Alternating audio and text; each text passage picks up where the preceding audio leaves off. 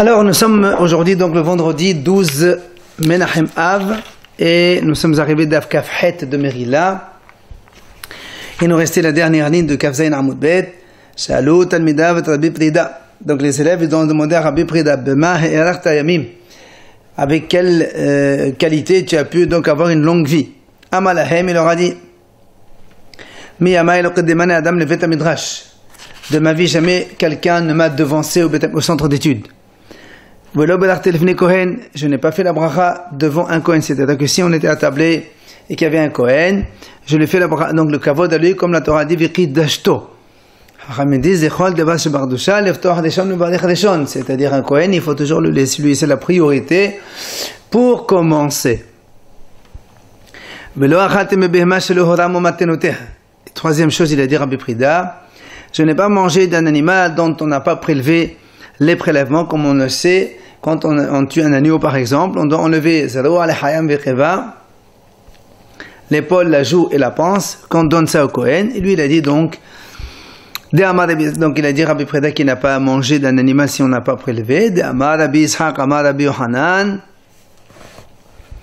Comme il a dit Rabbi Ishaq au nom de Rabbi Yohanan, donc il est interdit de manger d'un animal dont on n'a pas prélevé les prélèvements. Mais Rabbi Ishaq rajoute qu'on a ochel mebehema shel olam umatenoteha ki'elu ochel tvalim. Je veux dire, Rabbi Ishaq dit, celui qui mange d'un animal dont on n'a pas fait les prélèvements, c'est comme si il a mangé donc des céréales tevel, c'est-à-dire il est hayamita. La Gemara dit velet hilchata kavate. La halakha n'est pas comme lui, c'est pas la même chose.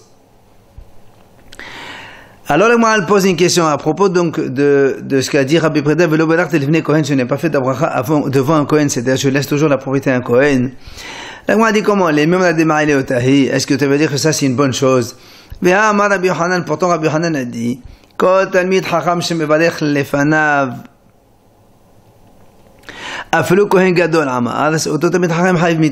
si un Talmid Chacham il laisse devant lui quelqu'un qui fait la bracha, même si c'est un Kohen Gadol mais qui est ignorant, ce Talmid Chacham là qui a laissé faire une telle chose, il est Hayav Mita. Pourquoi? C'est marqué dans le pasuk Shene'eman kol mesan'ai ahavu ma'ot. Et les Chachamim disent Al teqni mesan'ai, la masni'ai.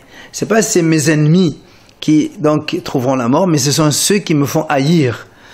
C'est-à-dire que si un Talmid Chacham, qui est donc un grand Torah, il laisse la priorité à quelqu'un qui est ignorant, qu'est-ce qu'ils vont voir les gens? Ils vont dire, alors la Torah c'est pas important. Ça c'est Hayav Mita. Donc qu'est-ce que Rabbi Preda il se vante? D'avoir laissé un Kohen avant lui, alors que des fois c'est pas bon. Alors on m'a dit que Ramal et Hobishavin. Lui il parle contre les deux, ils sont donc de même grade de Talmid Chacham, et donc il a quand même laissé la priorité au Kohen. C'est ce qu'il faut faire. On a donc les élèves de Rabbi Yohanan ben Hakana lui ont demandé comment tu as une longue vie. Il leur a dit je n'ai jamais été honoré, enfin je n'ai pas pris un honneur par la chute de mes amis. Si un de mes amis m'a maudit, jamais je dors avant de lui avoir pardonné. Je laisse dans mon argent, c'est-à-dire je ne suis pas intransigeant au centime près, je laisse toujours. Et la Gemara explique un petit peu ces trois choses. Dit comme Ravuna, une fois, il avait un chargement sur ses épaules et il marchait. Il est passé, il lui a dit donne-moi, je te décharge, c'est moi qui porte le chargement à ta place. Alors Ravuna il lui dit et Amale et de Gilad yadat bemater tadi là et qori ana bezot dedar nehali. Il lui a dit Ravuna, si dans ta ville où tu es Rav, tu as l'habitude de porter un chargement comme ça, je te laisse. Mais sinon, moi je ne veux pas me honorer grâce au mépris du prochain. Après il a dit donc je ne suis pas monté au lit avant d'avoir donc pardonné à Sim, un ami, il m'a maudit. Il dit qu'il y a des morzotra, comme morzotra, la Gemara dit, qu'il y a les fourriers, quand il allait le soir dormir, Amar, je pardonne à tous ceux qui m'ont fait souffrir de la journée. Enfin, Vatan Bemamoni Hayiti, j'étais donc large dans mon argent. Je suis pas intransigeant au centime près. D'Amar mort, comme il a dit mort. Iyov, Vatan Bemamoni Haba. Iyov, donc, il laisse un peu de son argent. Quand il achète quelque chose, il laisse un petit peu au commerçant de son argent. Troisième situation, chez Al-Rabbi Akiva Rabbi Nechoneh Hagadol. Là, cette fois-ci, c'est Rabbi Akiva qui a posé la question à Rabbi Nechoneh. Il lui a dit, comment tu as pu avoir une longue vie? L'Agmara raconte, ils sont venus, les serviteurs de Rabbi Nechoneh Hagadol, ils voulaient le frapper. Qui est le comment? Tu veux te débarrasser de lui? Qu'est-ce qu'il a fait lui? Rabbi Akiva, il s'est enfui, il est monté sur un palmier. Amalo Rabbi, et donc de la haut du palmier, il a dit à Rabbi Nechoneh, il a dit, le passage qui dit, Keves, c'est singulier. Pourquoi la Torah a besoin de marquer Ehad? Keves, c'est un Ehad. Le Rabbi Nechoneh Amaleo, il a compris que c'est un Tamid Chacham. Il leur a dit à ses élèves, laissez-le. Amale, Ehad, mais Ehad Shebe'adro. Il a dit, non, le mot Ehad ici, ça ne veut pas dire un. Ça veut dire spécifique. C'est que quand tu amènes un agneau, miouhad, quelque chose de bon, quelque chose de beau, de gros, c'est ça qu'il faut apporter en Korban Hashem. Et il lui répond maintenant, il lui dit, donc justement, contre Rabbi Akiva, il lui a dit, comment tu as une longue vie? Amalé, il lui répond, Rabbi Nechoneh. Miyamai, lo kribalti matanot. Je n'ai jamais pris des cadeaux. Velo amate al medotai, je n'ai jamais été intransigeant sur mes caractères. Vatan bemamoni hayiti. Et j'étais aussi large dans mon argent. Et on détaille ces trois choses. Lo kribalti matanot. Donc il n'a pas reçu de cadeau comme ce qu'il a dit Rabbi Elazar. Rabbi Elazar, qui a beau meshad les matanot ben sea, la vachari. Quand il recevait des cadeaux de la maison du prince, eh bien il ne prenait pas. Qui va me amener les. Ah, vas-y, quand on l'invitait chez le prince, il n'y allait pas non plus. Ah, quand on lui posait pourquoi? Amalého, l'année halchod ihye, vous voulez pas que je vive? Dirtiv, comme le passage qui dit son matanot ihye, celui qui déteste ses cadeaux, il vit. Donc moi aussi je déteste les cadeaux, donc je vivrai. Et là, elle compare. Rabbi Zera, lui aussi, Rabbi Zera, quand on lui envoyait des cadeaux, il prenait pas. Par contre, qui hava mes amenez asile. Quand on l'invitait, il y allait. Pourquoi? Amar. Rabbi Zera, il dit, quand je vais, c'est pas pour moi, c'est pour eux, je leur fais kavod à eux, alors ça, j'y vais. Mais là, on m'a dit, donc je n'ai pas été intransigeant vis-à-vis de mes caractères, de ma position.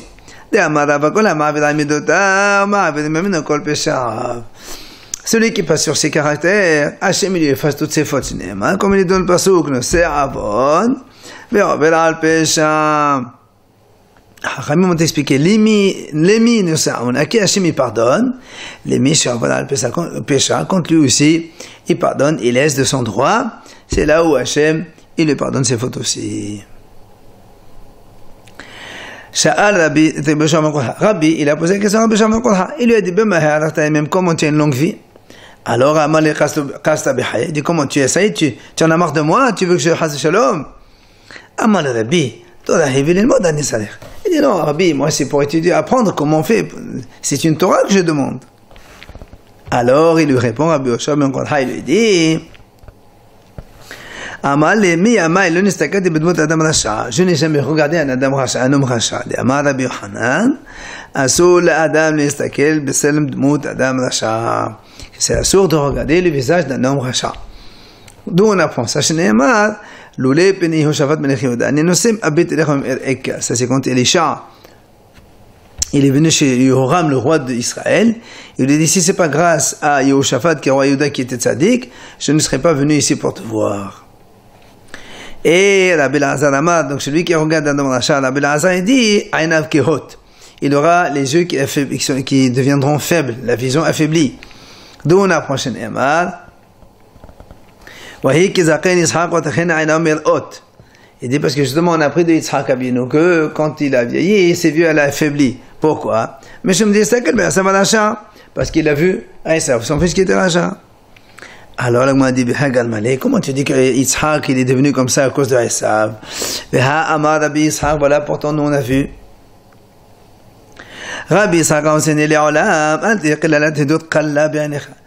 fais attention que la malédiction même d'un homme simple ne doit pas être légère à tes yeux.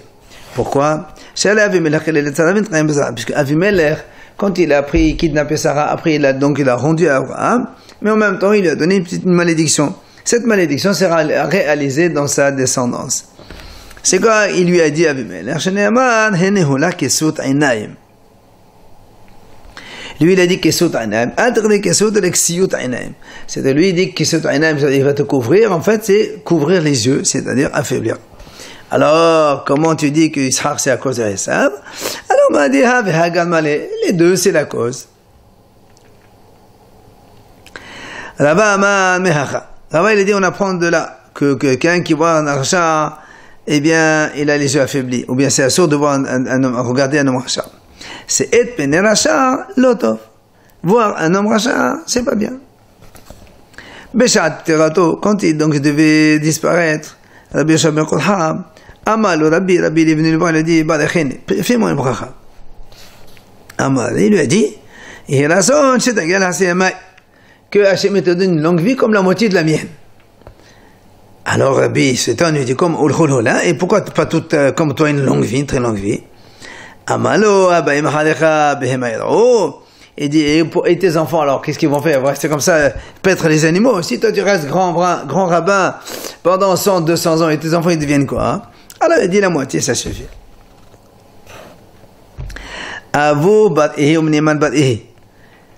Les deux hachamim. Hadamatit il est de la msek le bechoti. Un il a dit, je n'ai jamais regardé un koti. Hadamatit il est de la adi shotavot b'hadi koti. Il a dit, l'autre il a dit, moi je n'ai jamais fait d'association avec un goy. Les élèves de Rabbi Zera lui ont demandé comment tu as une longue vie. Il leur a dit, je n'ai jamais été donc en colère ni donc je me suis pas énervé dans ma maison avec sa femme.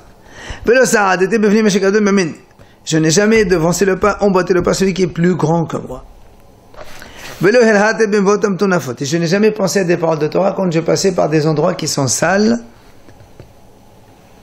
Je n'ai pas marché 4 amot sans Torah, ou blutivni sans tivni. Je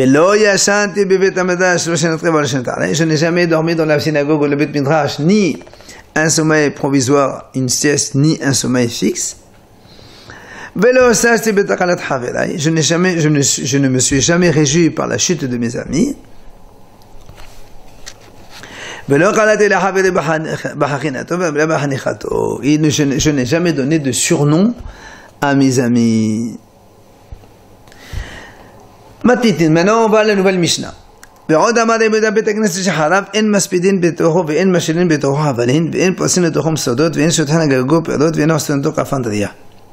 dit Rabbi Yehuda, quand une synagogue elle a été détruite, on n'a pas le droit de faire des hispidim dedans.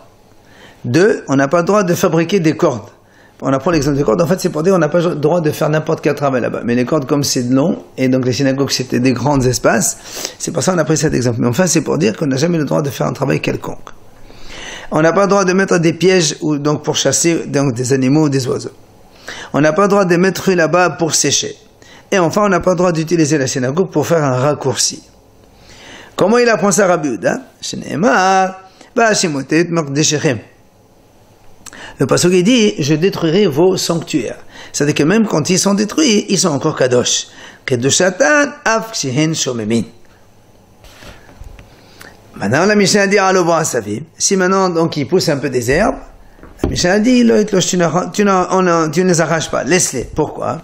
Mais pener augmente nefesh. Parce que les gens quand ils vont voir ça, ça va leur faire de la peine et donc ça leur pousse à reconstruire cette synagogue. L'Agmara, dernière ligne. Tanu Rabbanan, Hachamim enseigne. Bate Knisiot, les synagogues, en Orin Behen Kalut Rosh, on n'a pas le droit de s'y conduire avec légèreté. En Orlen Behen Ben Shotaim Ben, on n'a pas le droit de manger ni de boire dedans. Ben Neutin Behen, on n'a pas le droit de profiter là-bas pour faire quoi que ce soit. Ben Metailin Behen, on n'a pas le droit d'aller donc se promener. Ben Nachnasim Behen Bahamam Ben Hamam Bakshim Ben Akshamim.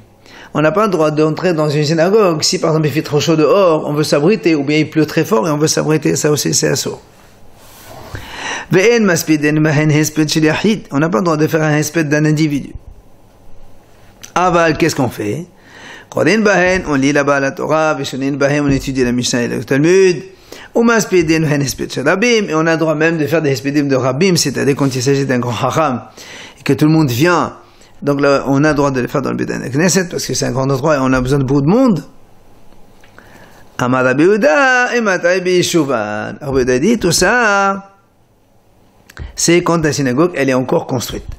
Aval b'chol banan, mais quand elle s'est détruite déjà, manihin otan ve'olin b'hem asavim b'lo yitlash ben orbat nefesh. On les laisse et on laisse les herbes pousser, on ne les arrache pas pour que justement les gens ils aient de la peine. Alors la Gemara pose une question. Rabbi Yehuda il parle de asavim mantral shimo. Qui a parlé d'herbe ici? On n'a pas parlé d'herbe nous. Alors la Gemara répond en fait il manque un morceau, il faut le rajouter. Voilà comment il faut lire. Dans les synagogues, donc quand on a une synagogue, il y a marqué donc aussi il faut les balayer, il faut mettre un peu d'eau pour que ce soit propre, d'accord? Et aussi que les gens ils marchent dessus et qu'il n'y ait pas de poussière et qu'après ils ne poussent pas des herbes. C'est là où Amar Rabbi Yehuda et Matai, quand est-ce qu'on a dit on fait tout ça? B'Yeshuvan. C'est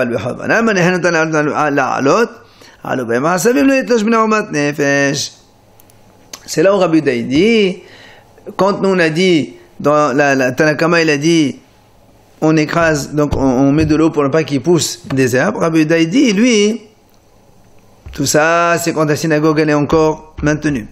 Mais si elle est détruite, au contraire, on laisse les herbes pousser et surtout on ne les arrache pas pour la peine que ça va provoquer et pour pousser les gens à reconstruire cette synagogue.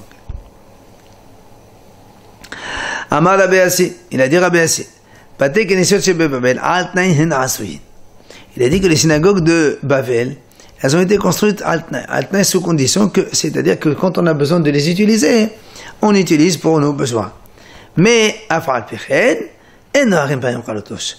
La dit, malgré tout, on n'a pas le droit de se conduire avec légèreté. Même si on les a construits avec un tnaï, ça ne permet pas de faire légèreté dans cette synagogue. Qu'est-ce qu'on appelle légèreté? La Gemara dit, si tu fais ta comptabilité, donc c'est assour.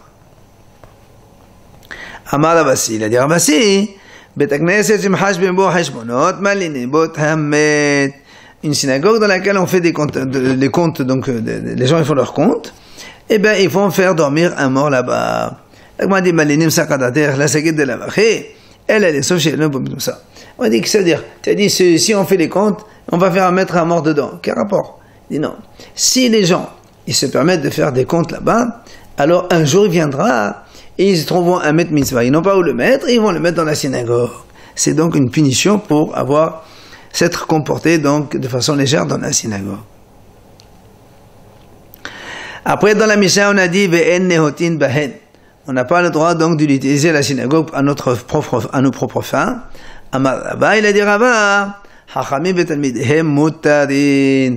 Les Hachamim et leurs élèves, eux, ils sont mutar par contre donc d'utiliser la synagogue, comme des Amar Rabbi Yoshua ben Levi, il a dit Rabbi Yoshua ben Levi, Maï berabanan, beta de rabanan. Le Beit HaMidrash on l'appelle berabanan, la maison des Hachamim, donc c'est comme leur maison.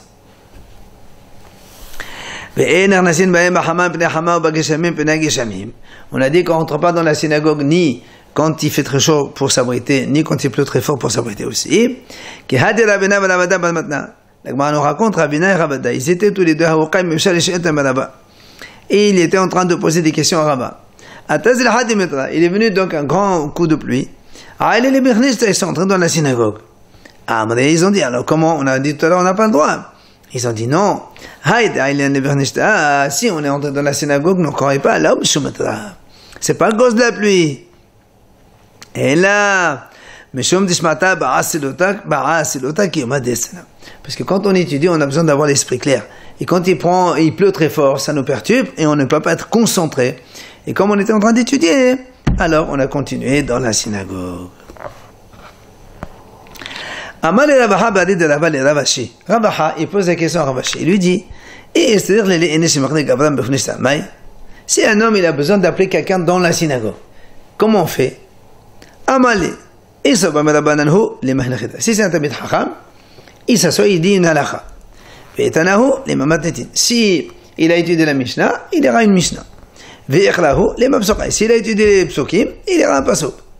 Et après, il appelle son ami. Et s'il ne connaît pas tout ça, il demande à un des enfants qui étudie là-bas dans la synagogue, dis-moi un pasuk de Torah. Maintenant, s'il ne trouve pas un ami, il s'assoit quelques instants sur une chaise, et après il se lève, il va appeler son ami. Après, on a dit on a dit dans la Mishnah que dans la synagogue, on peut faire des hespedim, donc quand il y a grand monde. La Gemara dit, c'est quoi un hesped de Rabbim? C'est-à-dire quand on fait des oraisons funèbres avec beaucoup de monde. Mais on hesped de Rabbi Rav Sheshet. Rav Hazda, il a montré, par exemple, si un de la maison de Rav Sheshet, il est neftar, évidemment, tout le monde va se rassembler à la synagogue, alors on peut le faire à la synagogue. Mais Rav Sheshet, quand on dit hesped de Rabbi Rav Hazda, Rav Sheshet, il a dit la même chose pour Rav Hazda. S'il y a un neftar dans la maison de Rav Hazda, comme tout le monde vient consoler Rav Hazda, donc il y aura beaucoup de monde, alors on le fait à la synagogue. Rafram, il a fait un hesped pour sa belle-fille, donc la fille de son fils, la femme de son fils, dans la synagogue. Amar, il a dit pourquoi il s'est permis de faire dans la synagogue. Il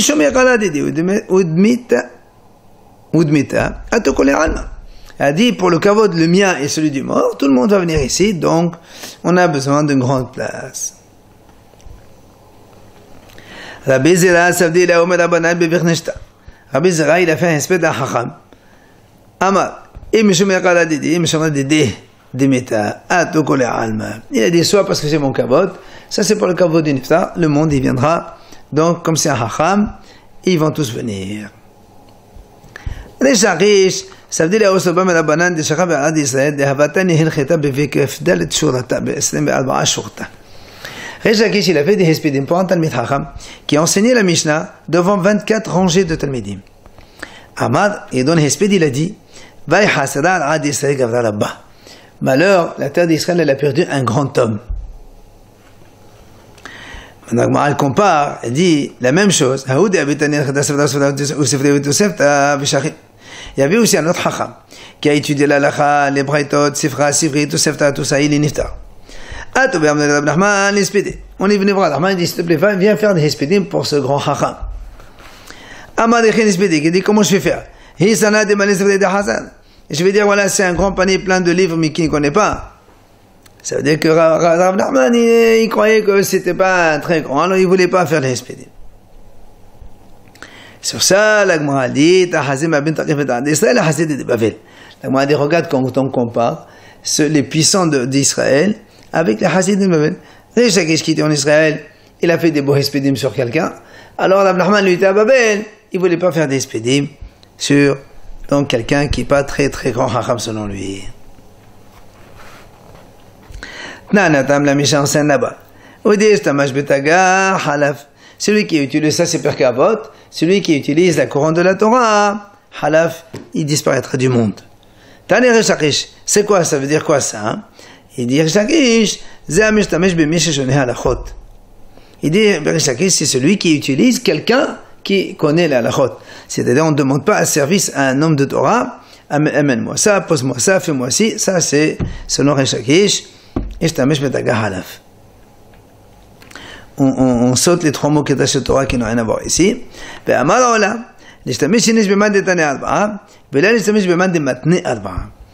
dit lui, un homme il peut utiliser les services de quelqu'un qui a étudié les 4 cédrés de Mishnayot, mais pas celui qui a enseigné les 4 cédrés de Mishnayot. On n'a pas le droit donc d'utiliser ses services. Et il dit un exemple. C'était l'histoire de Kehad et de Shakish. Il marchait dans la route. Il y avait donc un grand fleuve qu'il devait traverser. Il est venu un homme, il l'a mis sur ses épaules pour le faire traverser le fleuve. Mais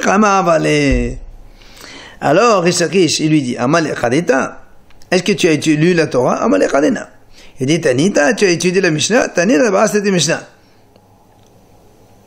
Il lui dit, oui, j'ai étudié les 4 Sesdarim. Alors, Reish Lakish, il dit, Amal, Passat, Alachabah, Todita, Ando, Sakish, Katfar, Shadiba, Lakache, Bemaya. Il dit, comment? Toi, tu as étudié 4 Sesdarim, et tu portes encore Reish Lakish sur tes épaules. Jette Reish Lakish dans l'eau. Amalé, le porteur, le juif qui le portait, n'est mort. Il dit non, j'ai envie d'écouter un enseignement de mon maître. Alors, il dit, si, comme ça, viens, je vais t'apprendre un enseignement. Il lui a dit, Rabbi Zera a dit, Bnot Israël,